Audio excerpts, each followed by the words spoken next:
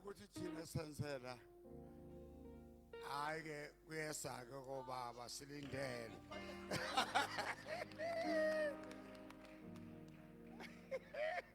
sizokwenzelwa nathi amen. Samile nginyawo basalwane ngiyathanda ukubakhumbuza abasalwane ukuthi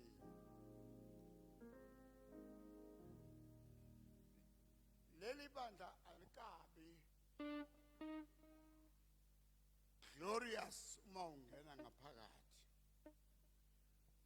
kodwa kunento edonsa abantu babesela. Kunamabandla othi uma ungena phakathi kwabo amanye madodana enginawo kwi-fraternal, othi uma ungena ubuke ipulpit ubuke yonke into.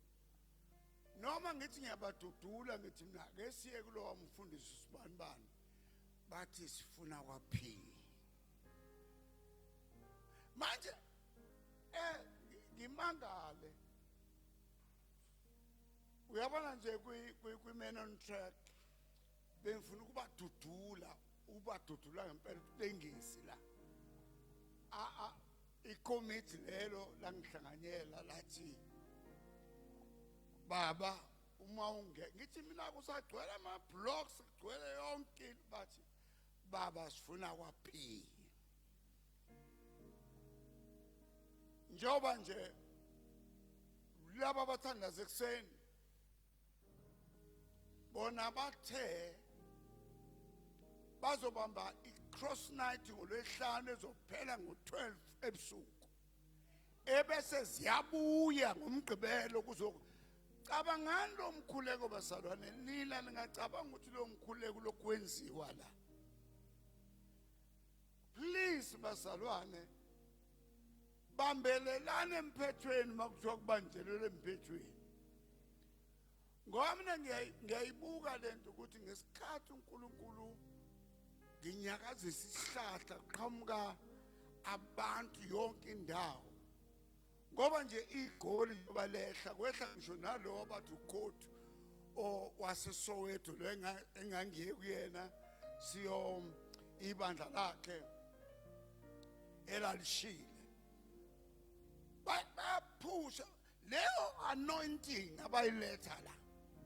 Even labo befundisa behla abesala, abantu besilisa bengasali, nabesifazane ngoba kwezinye indawo ibona basuke bepaka imoto. Uyabona nje eJohannesburg, uyakhumbula Khuma lo Mtungu, eJohannesburg yibo ababhala obaba bengena. Akukhulunywa ngemkhuba, kukhulunywa ngezwi likaNkulunkulu, ukuthi kusuke zokhulunywa namadoda indlebe yeswa noma upaka imoto ukuthi izwi lenkosi lithini. Ingakho ufakwa ngisho na kuFacebook. Mina ngiyacela basalwane ukuthi uyabona nje kwi-Man on Track sidonsa abakwaMashu la kwaZulu Natal, sidonsa abakwaMashu. Manje yini abafowethu badonse, sifuna ukuthi siyiphushe ngelilanga ishone kwaMashu. Amen. I-Man on Track kuzobe kukhona umfana omncane ngicabanga umngane kalokhuza kantshangazi Kolane uKhumalo, kuzobe kukhona umfana omncane ophethe ibandla elikhulu elikwasi kwaMashu. Basana ningaphuthelwa ke, please ningaphuthelwa. Lo mgqibelo siyakona sizokhuleka, asisini kuzokwenza kuyakhulekwa nje. Uma uthanda ukuthi nyama uzokulala wosa ngolesihlanu sizokubamba umkhuleko la kuze koshaya u12 bese sihamba sodlala kancane sibuye sivuke sisela. Amen. Inkosi manibusisi. Angwelcome ke indoda kaNkulunkulu izosinikeza izwi kaNkulunkulu ehamba nomkakhe. Before ese asasilokhu basalwane,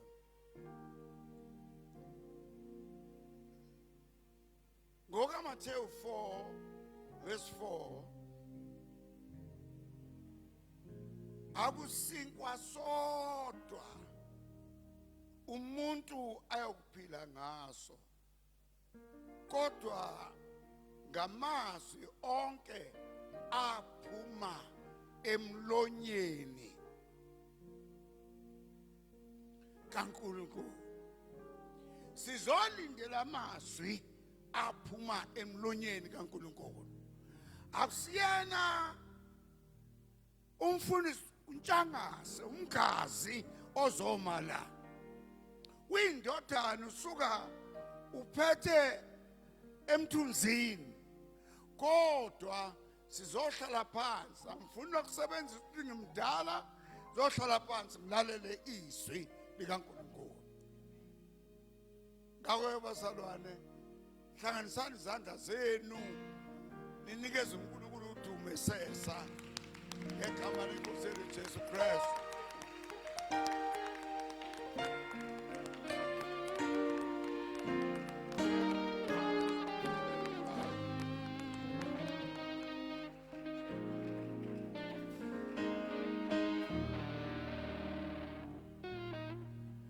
Hallelujah. Amen. Singahlala phansi. Hallelujah. Amen. Singahlala phansi bazalwane. Bengizohlabelela hayi akumkhuhlane go. Hallelujah. Kodwa ngizwa sengingenela endlini sengiphilile. Ngithi ngiyangena nefeni yasho kodwa ngithi hayi angiqinisela kufanele ushintshe ukuthi ayijike ngapho abanye baye enjoy le feni. Amen. Amen. Ngaphandle kokuchitha isikhathi ngicela ukubingelela ubaba nomama ave bebahle bagqoke kahle nibashayana izandla. Ngibingelele abafundisi bonke basekhaya, ngibingelele obaba, ngibingelele omama, ngibingelele osisi, ngibingelele obhuti osibancane, worship team, iband ama-ushers egameni likaJesu Kristu, abalapha ka-media nonke ngiyanimemekelela egameni likaJesu Kristu Nazareth. Amen. Ngoba kuthiwa ngiqeda ngo-past 10, mina ngashumayela ngaze kushaya u-6. So ingakho nje nokuhlabelela ngikuyeka. Amen. Ngoba manje ngahlabelela ngivele ngixhume kanti yona indumo esengikhipha einhlanyeni emadadini. Uyayibona lona. Mangahlabelele nje ngashaya u-past 10 sahlabelela. Asikashayile izandla ubaba.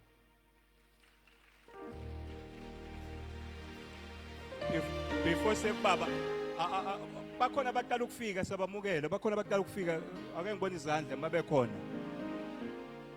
Awu anibanike uthando eduzane kwabo nibahage nibanike uthando. Ungasabi ukumhaga umuntu. Sondela nje nibanike uthando. Amen.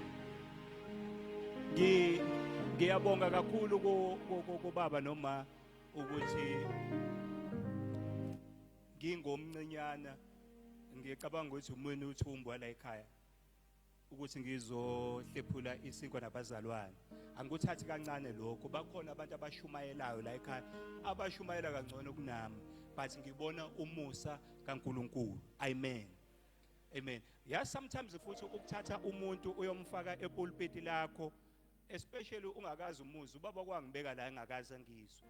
Kufana nokuthatha umuntu umfake ekitchen lakho ungamazi, umthembe ngomndeni wakho ukuthi akaphekele umndeni wakho, ungamazi ukuthi uphethe iziphi ipies. Ngenzeka ukuthi uphethe ushevu ozogulisa obulala abantwana.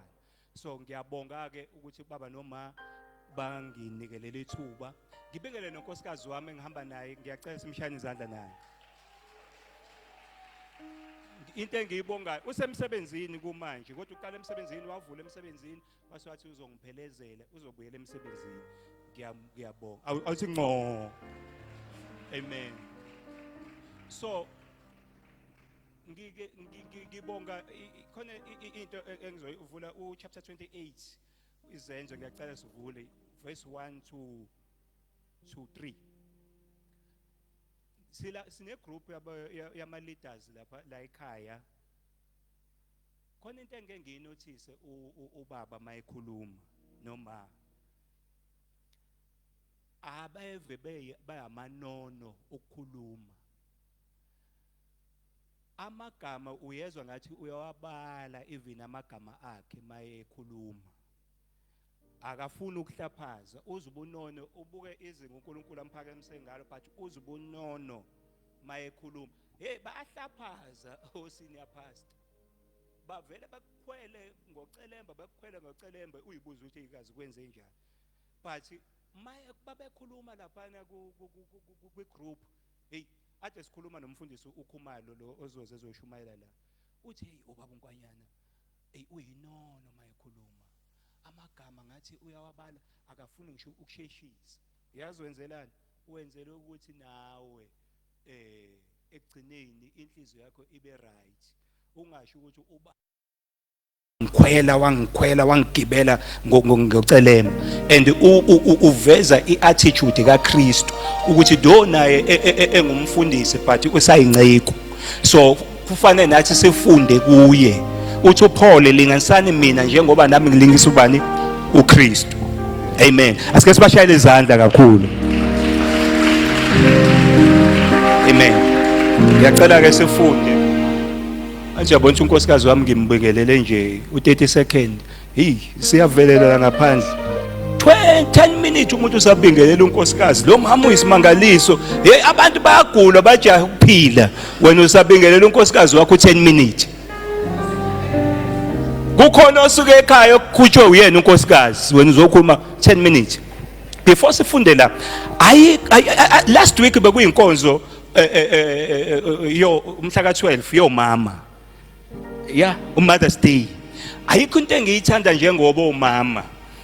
Mawufunda lapha mawufunda ku Luke I think chapter 24 lithi iBhayibheli bahamba babefuna ukuyogcoba ubani uJesu ngamafutha. Bengazi ukuthi itshe bolugingelwa ubani. Awukodwa imbokodo madoda yahamba kunjalo. Angazi noma babeyitshela ukuthi bazotshela amasosha ukuthi siyacela nisivulele. But bahambiswa ngenxa yothando lukaKristu. Now mabefika laphana yibo abokuqala hayi amadoda yibo abokuqala ababona ukuthi itshe linjani liginqiwe. So ngamanye amazwi yibo ofakazi bokuqala ukuthi uJesu uvukile kuphi kwabafileyo. Uvukile kuphi ethuneni. Now yabona ke abanye abantu babengayithatha njengehlaya ukuthi lento ukuthi uJesu uvukile kwabafileyo ethuneni ikhulunywa ngabantu besifazane. Ngoba abantu besifazane kwaJuda abantu ababebukelwa phansi kakhulu. Abantu ababekwe phansi kwilada. Abantu thothi uma umuntu mayekhuleka wayethi ngiyambonga uNkulunkulu wani ukuthi ngumIsrael noma ngumJuda.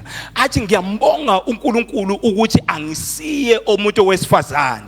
Babekhuleka kanjalo ambonge nje ukuthi ngiyambonga ukuthi uNkulunkulu angisiye umuntu wesifazane. Babethi futhi Rabbi incwadi yomthetho kungcono ukuthi ilahlwe kunokuthi inikezwe umuntu wesifazane.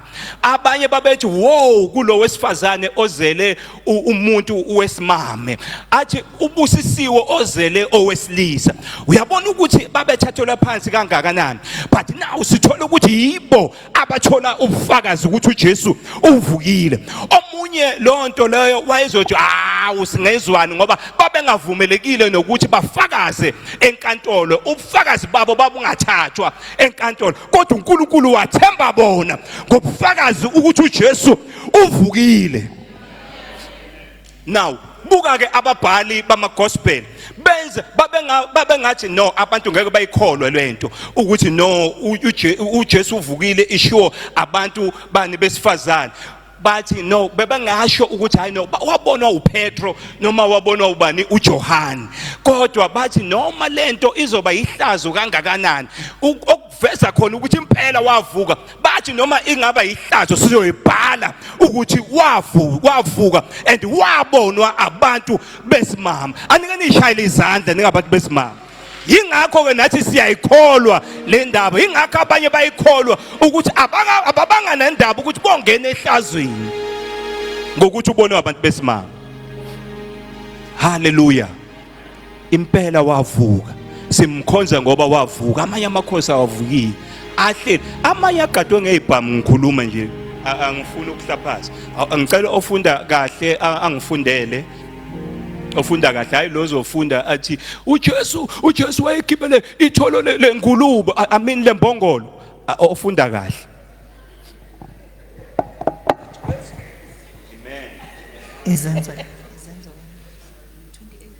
Izenzo 28 from verse 1 to 3. Amen. Sihloko sakhona sithi uPaul nabanye bamukelwa kahle ngabasemelitha. Verse 1. Kwathi sesisindile khona sezwa ukuthi isiqhingi sithiwa imelitha. Abantu bakhona basiphatha ngobubele obungavamile. Ngokuba basa umlilo basamukela sonke ngenxa yemvula eyayisina nangenxa yamakhaza. Kepha uPauli ecakashile iqha lezinsaba elibeka emlilweni kwaphuma inyoka ngenxa yokushisa yanamathela esandleni sakhe. Amen. Amen. Siyabonga. Baba sikunikeza udumo ngezwi lakho egameni lika Jesu Kristu. Profeta ngalo ngicobe uNkulunkulu ongcwele ungifihle kuvele wena kungaveli mina. Amen. Hallelujah. Bazalwane sizoxoxa nje uthi ubaba uMthembu ngiyambingelele ubaba uMthembu uthe isivuthe ngeke sivuthe namhlanje ngoba fane ingene ade vutha. I think last week umama Khumalo ngambone vutha namhlanje aselithatha ibhola selibekela. Uyibonile kodwa izolo ngizobakhuba uyibonile Durban City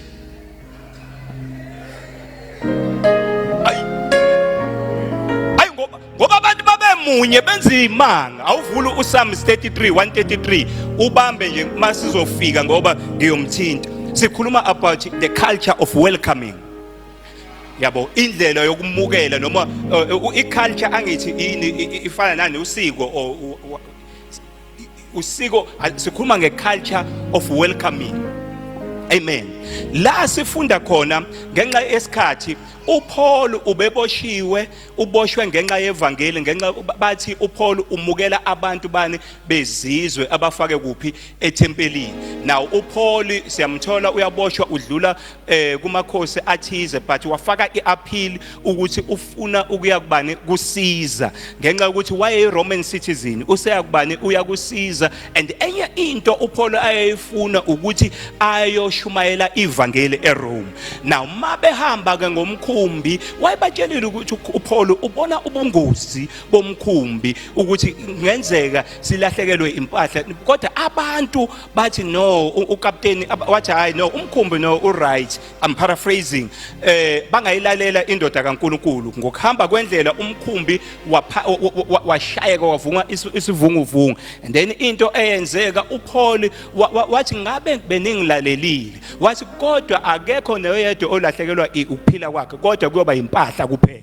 And then sibathola ukuthi umkhumbi walimala waphahlazeka banza njani base baswima abakwazi ukuswima baswima abanye ngamaplangwe baze bafika kwisiqhingi okuthiwa iMalta. Mabefika la kulesi siqhingi okuthiwa iMalta bathi abantu bakhona basamukela ngothando ngekindness engavamisile. Now la abantu abafika khona abantu abakhuluma olunye ulimi abakhulumi isiGreek.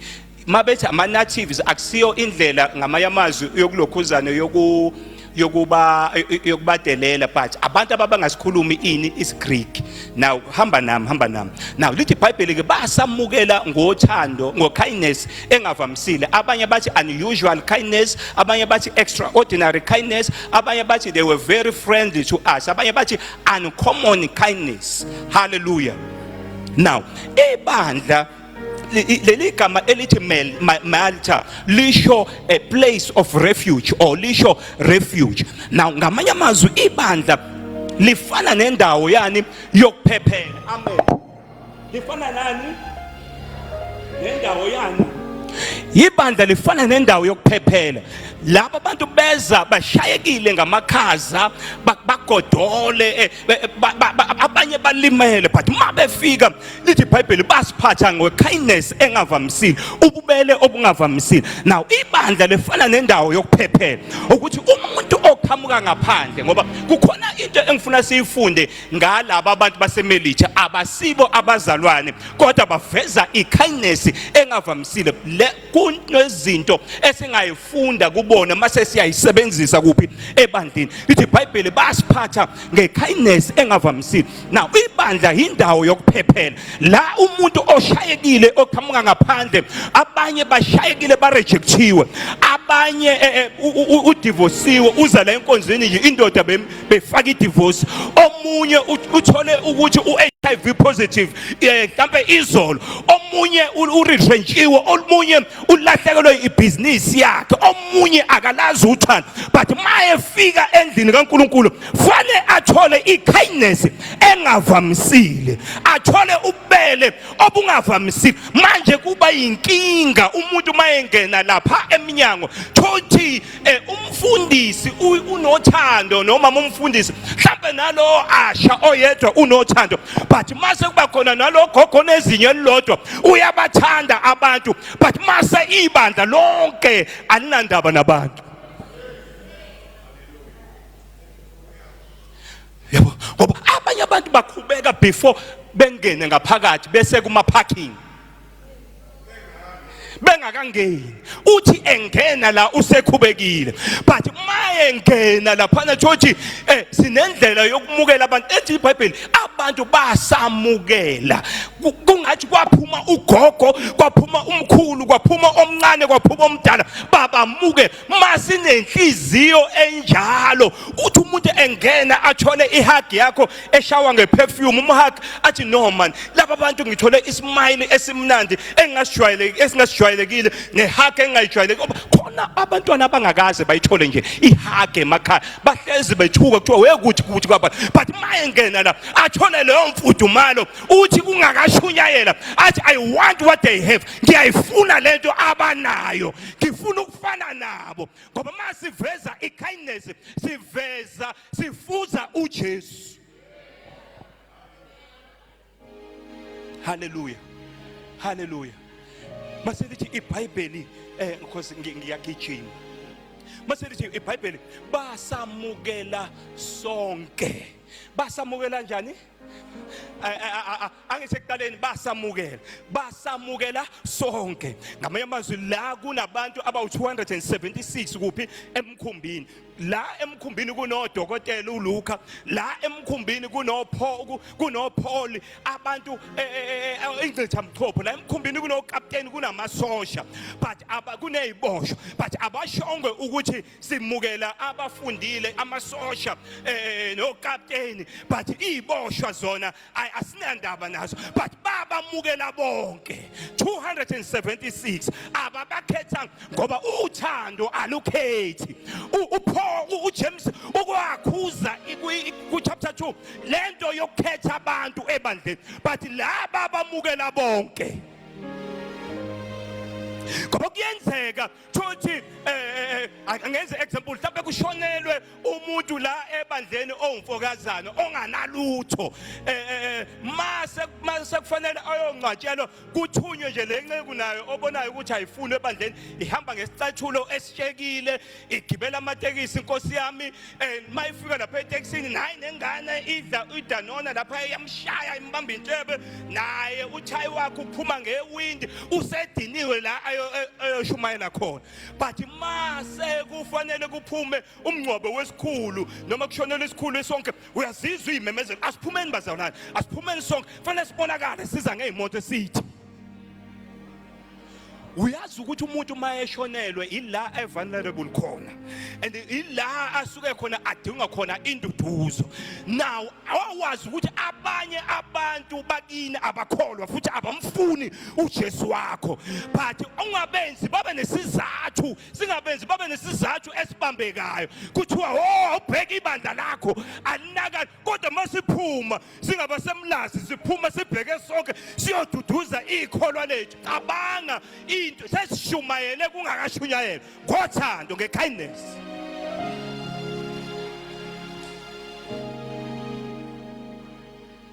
Simukela wonke umuntu, siphumela wonke umuntu. Hallelujah. Yeah. kulula ukumukela umuntu onemali ngoba uyazi ukuthi uzobenefita something, but laba bafika eMelitha abasayina lutho, izinto abayizo bengeke sabasiza. Ubudokotela bakhe bengeke samsiza ulukho, uPaul ukuhlakanipha kwakhe bengeke kusamsiza, but wayesesemseni yabantu baseMelitha. Mawufika lapha abantu abangasikhulumi ilokhuzane esiGreek, laba abantu labantu bebefanele bebaphathe bebenza ama-slave noma bebagqilazi noma bebabulala, but baveza enye ingxenye abangasiyo, babavezela uhlangothi olungajwayelekile, babaphatha ngobubele abangakaze babubone. Ibandla fanele libe njalo. Hallelujah. Ibandla fanele benjalo. Akungathi mawungena ebandleni ukhawula labo baziyo. Yabo lo maziyo umkhawula uzumkotele, uyayibona lonto leyo umhaki uzumkotela. Mase ukuthi lo ongakaze umbone umbamba ngocicane omncane, yayibona lonto leyo. And mase kuphunywa kuba nama group, uyabona ukuthi leli iclass lobani, leli iclass lobani.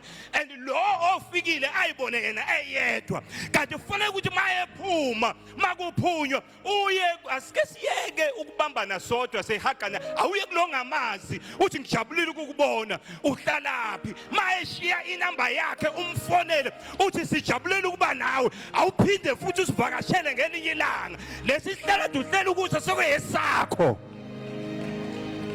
Uthando asilikoqi ngomlomo uthi ngiyakuthanda ngiyakuthanda, ngokuba walithanda izwe kangaka akagcina ngokuthi yalithanda waze wanikela ngendodana yakhe ezelo, akagcina ukuthi ngiyakuthanda ngiyakuthanda, but kwaba khona i-action, kwaba khona into ayenzayo.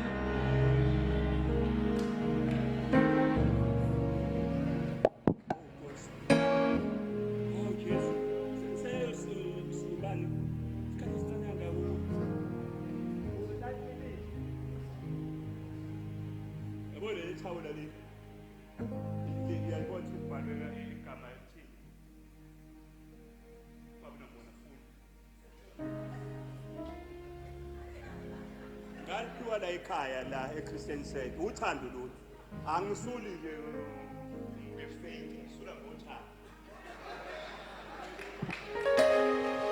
Hallelujah. Now, in order for us ukuthi si-achieve lento fanele siyenze sonke. Likhona umhlabelelo ukuthi masidonse kanye kanye kanye kanye kanye kanye, masidonse kanye kanye sijabule sonke, msebenzi wakho ngowenkwethu ngowenkosi, masidonse kanye kanye. Abafundisi bethu bayabathanda abantu, mina sengibonile. Uyabona kulezi insuku akusondeleki kubantu. Abafundisi bangena ne-entourage enkulu, and ungena sezoshumayela to they come the men of God, the devil kicker, the forensic apostle. Iqhamuke naye siyaziza inkunzi malanga izoma lana, yayibona lonto le makudunyisa ihleli phansi, mase kudumiswa yona ifuna sume sonke ubone ukuthi wey. Bazalwane asingaba ama hypocrite, asikusho nje lokho. Mase sizoduma sizodumisa umfundisi. So umfundisi naye fanele ahlanganyele nathi ku worship, hayi ukuthi ahlala bhala u4 kodwa mase kuyena sukuma nonke nime ngenya uyihypocrite.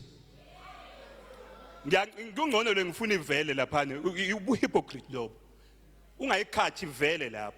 Because thina sidalelwe ukudumisa. Umuntu ofanele ehlale ehlalweni masidumisa uNkulunkulu. Ngaphandle kwalaba ngempela asebebanjwe ngamadolo, abane arthritis noma yini.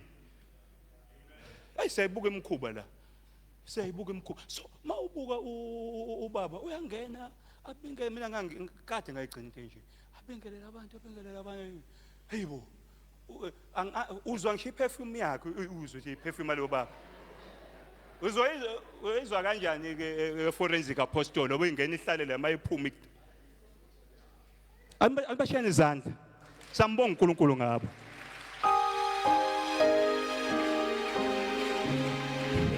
The way we treat our visitors, it will determine in ukukhula kwethu. Uyazi ukuthi la kumnandi khona uhlezi ufuna ukuya khona. kunomngane wami okuthiwa uSibu, uma wakhe kwakuwumama nje owayedlela utshwala, eyidlela utshwala, yabo labo mama nje, kodwa wayene kindness njalo, indlela esikoleni yayidlula kubo, esikoleni yayidlula kubo, wayepheka ubhontshisi kamnandi kangakanani ukuthi wayeyidakela, kodwa ngangiyiswa ngenxa yothando nobhontshisi. Wayengagcina ethi ngiyakuthanda, kwakuba khona ubhontshisi. Ungane yakhe ayigcina ibe nomono ukuthi umama usiphakela ukuthi asidle ndawonye, igcina ikusika ukudla ngoba nami phela ngiyayiphangela ethi hayi wena dlana ngapha. Athi umama hayi wena Sibuka uyeke ukuhlupha uxolane. I-kindness. Mase lithi iBhayibheli mase basemukelile uPaul waqakasha ini inkuni. Now simukela abantu, sibamukela bonke, and we treat them with ngokufana ngesizotha esifanayo. Abagcini lapho mase lithi iBhayibheli uPaul ebona ukuthi ebona lolu thando olungaka. Ongakanani lolu thando abelenzile ukubasela umlilo abantu abawu276. Eyingakanani inkuni abayifakile. Yabo? Ngoba labantu bayagodola. Now 276 uPaul wathi no, angikwazi ukufike ngihlale ngothe umlilo engawazi ukuthi ubaswe kanjani kangaka ngubani. Mayefika wahamba uyocakasha. Ma ufika ebandleni enza sure ukuthi ueda ivalue. We are saved to serve. Because nalo esimkhonzayo uthe the Son of Man did not come to be served but to serve and to give his life a ransom for many. Akazelanga ukuzokhonzwa but uzokhonza. So we are saved to serve, or we are saved for a service. Ngamanye amazwi sonke mawufika ebandleni eda ivalue, akubonakale ukuthi kunosibani ofikile ebandleni lasemlazi, whether ngemali yakho, whether ngezikhwepha zakho, whether mawunganayo imali ngena ushanyele, mawunganayo ilokhuzana yokushanyela abonakala kuma home cell, akube khona iqhaza olubamba, awungathi mawungekho kungabonakali, but eda ivalue ebandleni. uPaul uthi engumpostoli befanele athumele uAristarchus noma athumele uLuka, athi mina ngisho iprofeto zenzeka but ngihlala phansi, hambani bafana, but wathi yimi engizoseva. Lithi iBhayibheli awubekini lo mqondo wawukhona kubani? kuKristu Jesu owathi uNkulunkulu akashonge ukuthi kukuphangwa ukulingana noNkulunkulu. Lithi iBhayibheli kepha wayidela, wayichobisa, wathatha isimo sani somuntu wayilalela kwaze kuba sekufeni kwesiphambano. uPaul ngamanye amazwi ufuna ukufuza uKristu. uPaul ubengathumela ngoba kwamuza lapha kuchapter 3 kuPhilippi verse 5 wathi yena ungumHebheru wamaHebheru, yena wasoka ngosuku lwesikhombisa lwesishagalombili, athi yena umHebheru wamaHebheru, ngamanye amazwi igazi lakhe aliqutshwanga nabantu bezizwe, athi yena ungowesizwe sakaBenjamini. Isizwe sakaBenjamini kwakuyisizwe sikhethekile ngoba yila kuvelwa khona inkosi yokuqala kaIsrayeli. Athi ungumFarisi, ufunde ngaphansi kweinyawo zikaGamaliyeli, ngamanye amazwi umuntu omkhulu but waseva. Now izinto ezenza singakwazi ukuseva ebandleni yilezi esinazo. Akungathi uNkulunkulu makuphakamisa ngezinto eziphathekayo, but izinto eziphathekayo zenze uKristu singasamboni. Uthi uyaseva but akaveli uKristu kuvela wena. Mawunikela thothi wena onikele ngepulpiti la, mawubona utshangase elibamba usungibuka kanjene uthi akwathi wenza, akungafi isandla mawunikela lesesinya singaboni. Seva kungaveli wena. Uke wathi uPaul yena lobhalayo wathi siyikhonzi, uthi abantu umuntu akasazi ukuthi thina siyikhonzi, ngamazwi we are servant, abaphathi bani bemfihlakalo. Leli gama elisetshenziswe laphana elithi servant akusilo leli gama elijwayelekile elithi doulos, but khulunywa ngani ngeoperators, under rower, yilabo abantu ilevi ezayithathwa mayihluleke empini, zithathwe zifakwe kuphi emkhunjini ngaphansi kwideki yesithathu yomkhumbi. Mase kuthiwa azenze njani? Ayigwedle ayibonakali. Umuntu obonakalayo ukapteni, bona bayagedla, bashayiwe kodwa bayaseva, bayagula kodwa bayaseva. Umuntu othatha udumo la mabefika khona luthathwa ubani? Ukapteni. Kuthiwa wazi wafika kahle kahle umkhumbi but bangabongwa laphana ungalindeli ukuthi mawuseva uzobonga njalo but wena fanele uthi mawuseva uthi mawuhlabelelile uthi no mina ngiyisikhonzi umuntu ofanele athathe udumo uKristu mawushumayelile mina ngiyisikhonzi umuntu ofanele athathe udumo uKristu mawunikela mina ngiyisikhonzi umuntu ofanele avele uKristu akungaveli thina but akuvele ubani uKristu kuko konke esikwenzayo asikwenze ngathi senzela yona inkosi hayi abantu now if uzotreata lo msebenzi uthi umsebenzi awusasho nokuthi okadokotela noma okamfundisi umsebenzi nje waba ngesihlala bakaNkwanyana ngoba abazalwane ngeke si-achieve lento esifuna ukuyi-achieve lithi iBhayibheli bheka kuhle kumnandi kangakanani uma abangcwele behlalisana ndawonye bemunye it's like a precious oil kufana namafutha ehlela kuphi ekhanda lika Aaron esi11 kuya kwemphethweni wezambatho zakhe kufana namazolo ehlela entabeni yaseHemon kuya kuphi entabeni yaseSiyoni ngoba yila khona uNkulunkulu ayaleza khona isibusiso. In order for us to achieve lezi zinto kufanele sibe munye asikwazi ukuyi-achieve singekho munye. When we are talking about unity sikhuluma ngani oneness in purpose. Unity is not uniformity akusiyo i-uniform ngoba kuyenzeka sihlangane kodwa kungekho mnandi lapha bathiwa kuhle but kumnandi ngoba akusiko konke ukuhlangana ngoba in order for us sibone ibandla lethu likhula kufanele sibe munye senze yonke into ngobunye. Kuyenzeka sihlangane kodwa singekho munye.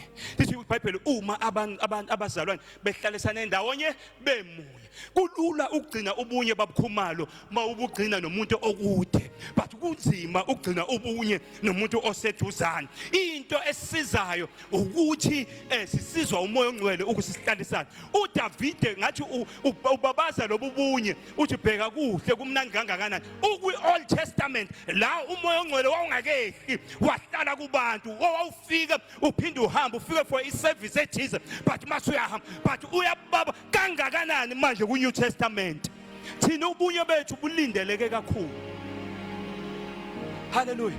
Angithi uyazi wena ukuthi kulula ukugcina ubunye nomzala ohlala kude naye kodwa makakuvakashela masefike ekhaya uyasho ukuthi hayi mzala khululeka kusekhaya ungenza nje ama-Russian wenze yonke into nje khululeka uma umbona egebhula upholoni ugebhula ngathi ugebhula ngobhushi ugebhula ufake esinkweni awusa-understand noma udla isinkwa esinopholoni noma upholoni onesinkwa mase uyaqala uyashithi hayi mzala ngathi sekwanele manje usungabuyela ekhaya. Angithi seniseduzane yingakho ke akulula ukugcina ubunye masendawonye. Uthi uJesu ngiyabakhulekela labo ngiyabakhulekela ukuthi babe munye njengoba chapter 13 John njengoba nathi nobaba sinjani simunye. Uthi mabe munye izwe liyofakaza ukuthi uNkulunkulu ungithumile. Ngamanye amazwi ubunye buyashumayela ukuthi impela uJesu uNkulunkulu umthumile.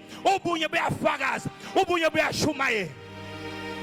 Bheka kuhle kumnandi kangakanani uma abangcwele abazalwane behlalisana ndawonye bemunye. Ngiyacela nje kusami noma u5 minutes baba ngiyacela behlalisana ndawonye benjani bemunye.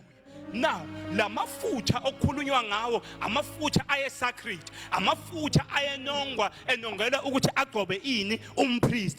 Mawasebenzisa lamafutha ungasi umpriest wawubulawa nokubulawa. Exodus chapter 30 uzohamba uyofunda ekhaya. Now kwakune cinnamon I think it was 250 nemure mase kuba namanye ama spices ngenxa yesikhathi angeke ngiwasho. Imure ilalu 500 shekels mase kuba ne1 hin of oil. Now mayisehlangene lamafutha ayakhipha ifragrance or iperfume eyodwa mase kuyogcotshwa ngayo bani inkosi and ubani iorder yokuthi eunity iorder of eunity ubani uNkulunkulu and uNkulunkulu okhiphe idirection ukuthi ayenziwe kanjani uNkulunkulu okhiphe instruction ukuthi akugcotshwe inkosi kanjani. Mayisegcoba inkosi lamafutha umpriest yayingasho imure ngoba imure yona yayidula kunawo wonke lamafutha imure ngoba yayilandwa kuphi eArab kodwa nto ingasho ukuthi ningizwa nje ngoba kunuka kamnandi kanjena ingenxa yami ngoba nayo into elimaza ubunye ebandleni lithi iBhayibheli sishaya ngathi abanye bakhulu kunathi ngamanye amazwi nokuthanda udumo nokupraise abantu mawenze into uthi ningibona nje kungenxa yami kunje ningibona nje kungenxa yami kunje nimbona nje egqokile uthengelwe yimi le asuthi now ukuvela nokuthanda ukupraise kuyabulimaza ubunye ingakho imuro ongeke luze likhuluma ukube la kwazi ukukhuluma kodwa kwangamafutha amanye nathi iBhayibheli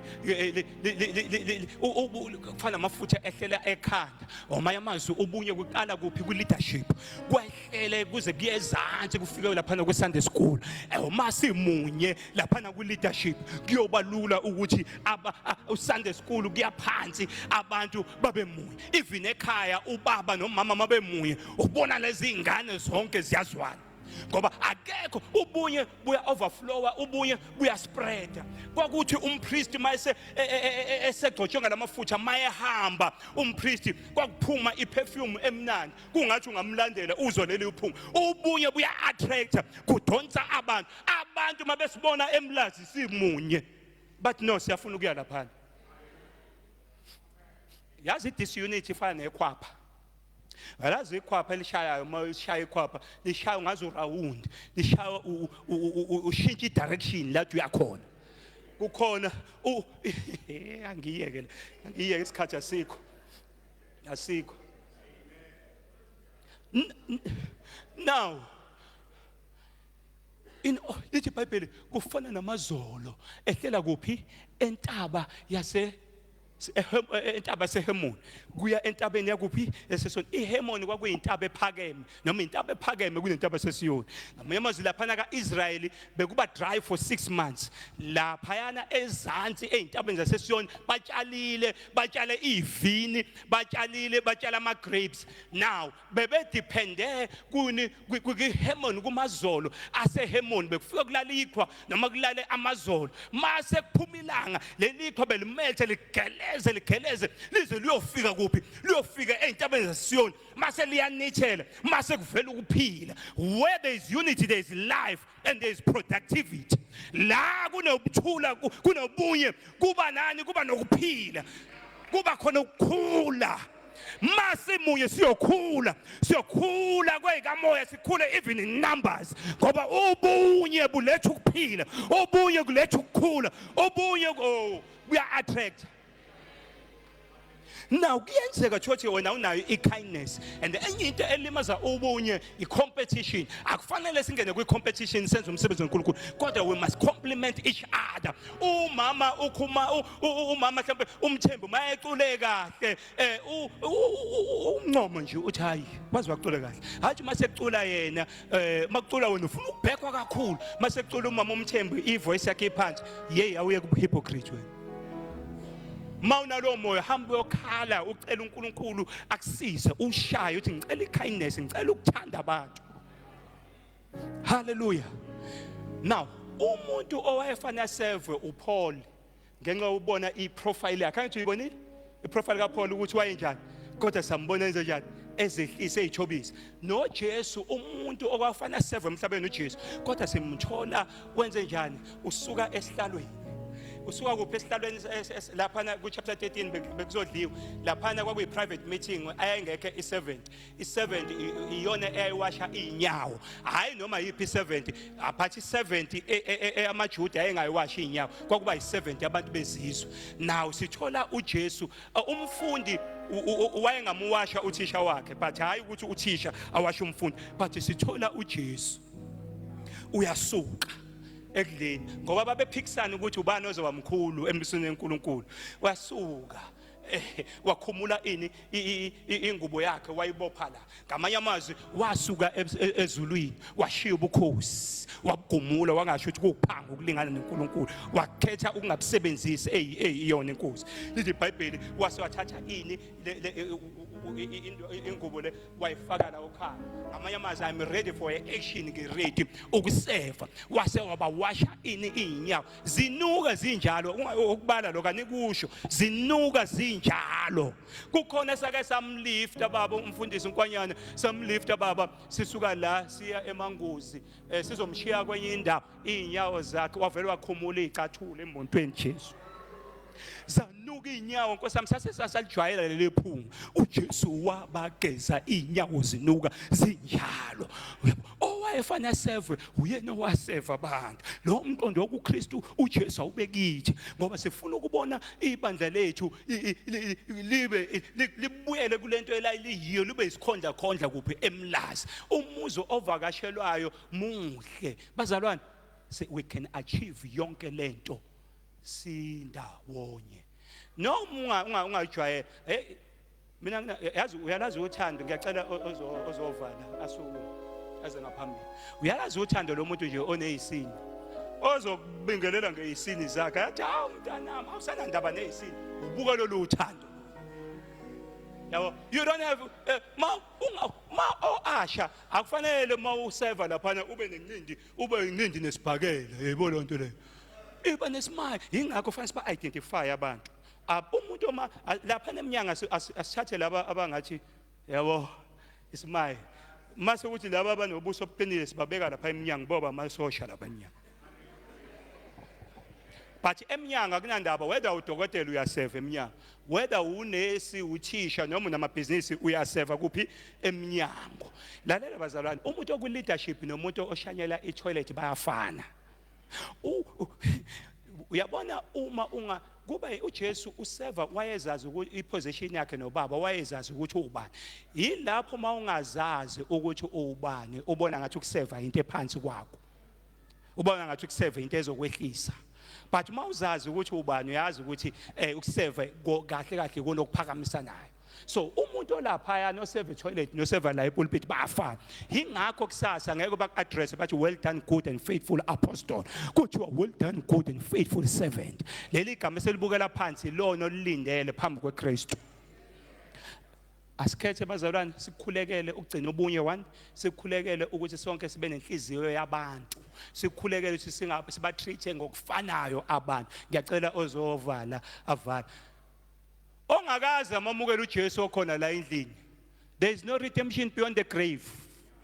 Asikhona umuntu ophenduka esanjani esala emhlabeni. Asikhonzela abantu bakithi asabashona. Uyayiphendukela wena ngoba nasethuneni wena wedwa, naphambi kwesihlalo uyolala wedwa. Mawungazani noJesu likhona ithuba wozizomukela uJesu.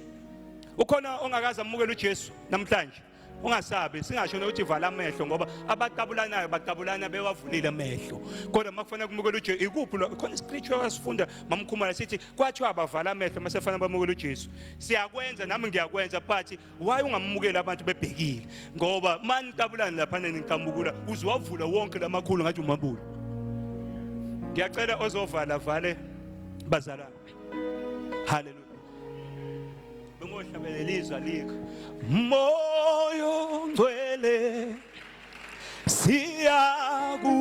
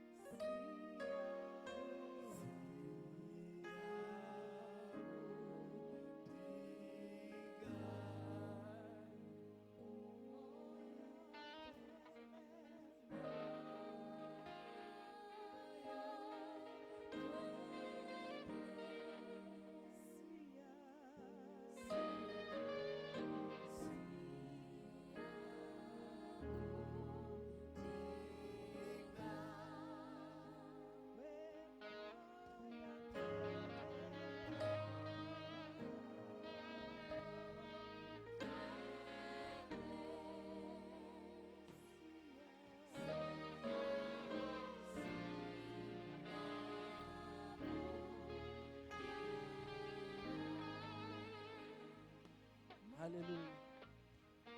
Glory to Jesus. Hallelujah. Singafala behlo sonke. Sizokhuleka bazalwane. Uma ukhona uthi awamamukela uJesu njengenkosi nomsindisi, ngicela uphumisela sakho sikhule kanye nawe. Hallelujah. You've experienced and enjoyed the welcome ekhaya, but sekushoda ukuthi wamukela uJesu njengenkosi nomsindisi. Ngicela uphumisela sakho sikhule kanye nawe. Ungalilahli lithuba, umfundisi egcineni uthe akukho ukuphenduka ngale kwethuna. So this is your opportunity to repent and wamukela uJesu njengenkosi nomsindisi. Hallelujah. Noma ukhona uthi ngeke ngasindiswa ngobude bendlela kwashiblikeka. Nawe siveze sikhule kanye nawe. Hallelujah. Hayi mzala sizonke right siyabonga uNkulunkulu kakhulu. Hallelujah sizokhuleka bazalwane. But ngiyafisa ukuthi sikhuleke also nalabo abathi ngiyafisa ukuthanda kodwa ngenxa yezolo lami angikwazi ukuvuleka. Hallelujah. Oh ngenxa endawo engikhule ngakuyona kunzima ukukhombisa uthando. Hallelujah. uNkulunkulu kuphela okwazi ukusipha the impossible ukuthi be possible. Uma ukhona usho njalo bazalwane, ngicela nawe uphumisela sakho sikhule kanye nawe. Hallelujah. God bless you. Ukhona umunye bazalwane uthi ngiyafisa ukwenza into esho umfundisi, ngiseve openly, but izolo lami noma iexperience yami ezolo iyangikhubaza ukuthi ngikwazi ukukwenza. And I need Lord to deliver me. Khona umunye bazalwane. Hallelujah. Ngibonisa lesisodwa. Mfundisi umbuthi ngicela usikhulekele. Asivala amehlo bazalwane. Baba wethu osezulwini nonguyise wenkosi yethu Jesu Kristu, uNkulunkulu owayekhona umhlaba ungakasekelwa, uNkulunkulu okhona manje, uNkulunkulu oyohleli ekhona ngezikhathi zonke. Baba wethu siyabonga uNkulunkulu ukufundiswa. Siyakhuleka uNkulunkulu ukuba usiphe lo moya, teachable spirit. Noma ngabe yini uNkulunkulu ethe yawela ngaphakathi kule ndawo, akungabi khona lutho oluzoyiminyanisa. Siyakhuleka uNkulunkulu ukugeqa izindlebe zikamoya, Heavenly Father, ukuba isebenze isiguqule moya oyingcwele. We pray for the complete and total renewal of our minds. Siyabonga moya oyingcwele, wena uthembekile ngezikhathi zonke, wena uthembekile ngamaxesha onke. Sikunikeza udumo, sithi akekho ongafaniswa nawe, akekho ongalinganiswa nawe, akekho oyinkosi nothembekile njenganawe. Ekseni moya othembekile sibheka kuwe njengokusho kwezwi lakho ukuthi laba ababheka kuwe wena Baba ukhanyisa ubuso babo, Heavenly Father, wenza bangaphinde basabe, bangaphinde babe nokwethuka. Siyakhuleka uNkulunkulu even inceke yakho othe wakhuluma ngayo, sikhulekela ba uyimboze ukuba uyibusise uNkulunkulu othembekileyo, ikhule iqine uNkulunkulu ezwini lakho, igcile njengoba moya oyingcwele uyisebenzise in a very mighty and powerful manner this morning. Siyabonga ke uNkulunkulu ba uthembekile, ulungile, unothando. We give you all the glory. We give you all the honor. Sibonga izwi lakho uNkulunkulu elithela wela le ndawo, ikakhulukazi uNkulunkulu amazolo ehla entabeni iHemon, eya entabeni yaseSon, eyayomile afika ayithambisa ayinelisa kwaba khona ukuphila. Sikhulekela lokho kuphila okwenzeka uNkulunkulu endaweni yaseSiyoni namanje ekuseni moya oyingcwele. We come against the enemy, we come against uSathane ominyanisa izwi elifundiwe. We come against the enemy owenza ukuba sithi siphuma kulendlu sibe sasingasazi ukuba sifundisweni. The message was powerful. The message was informative. The message came directly from God. Siyabonga uNkulunkulu ukuba uzoyenza ihlale likhule ibandla lakho, lakheke ibandla lakho, liqine ibandla lakho. We bless your name, Father God, egameni elihle, igama lenkosi yethu Jesu Kristu. Amen. Umusa wenkosi yethu uJesu Kristu, uthando lukaNkulunkulu, ukuhlangana kukamoya oyingcwele makube nathi kuze kube unaphakade. Amen. Alezole asakaphuma singaqala isiphuma sani. Asihlale phansi just 2 minutes. Amen. Sesiphuma kahle sisitholile kodwa.